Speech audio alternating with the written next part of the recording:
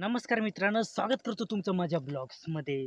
तर मित्रांनो, मी आता आलो आहे संध्याकाळच्या वेळेला रानामध्ये फिरण्यासाठी आणि तुम्हाला हे वातावरण दिसत असेल एकदम मस्तपैकी मनसोक्त असं आहे.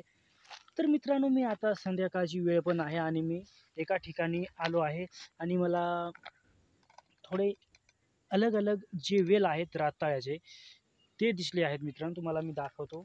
तर मित्रांनो, काही जे रताळे असतात ते लाल असतात आणि काही पांढरे शुभ्र असतात. पण मित्रांनो, तुम्हाला मी दाखवतो त्याचे वेल कसे आहेत ते एकदम मस्त.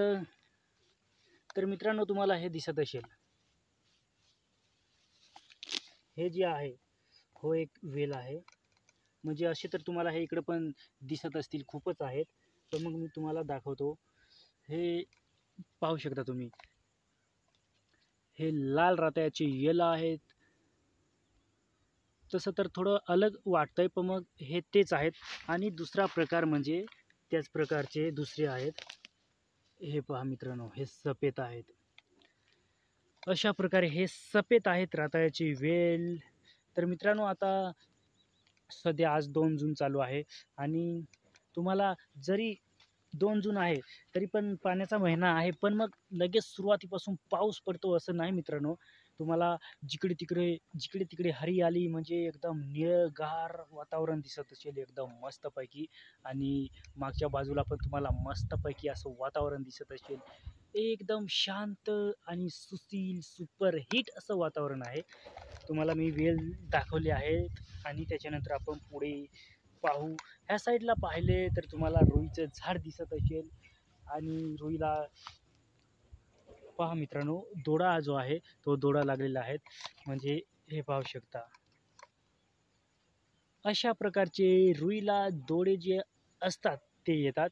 त्याच्यानंतर त्याला फुलं पण आहेत.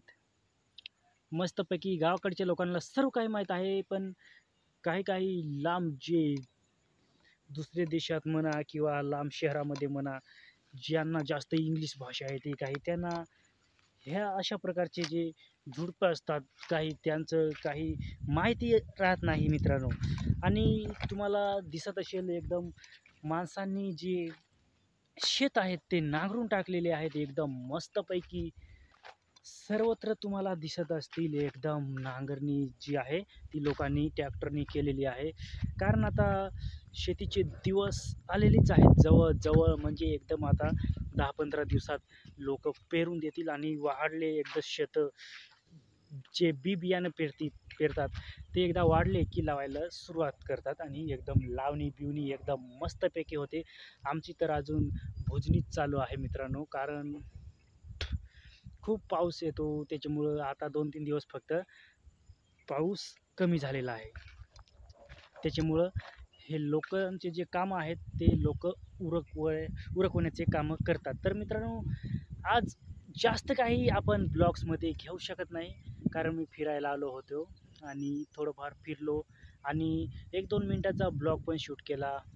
तुम्हाला ब्लॉगमध्ये काही नवीन-नवीन पद्धती सांगतो, त्या तुम्ही चांगल्या पद्धतीने घ्यायच्या आहेत मनामध्ये आणि पाहायच्या आहेत, मनोरंजन करायचे आहे.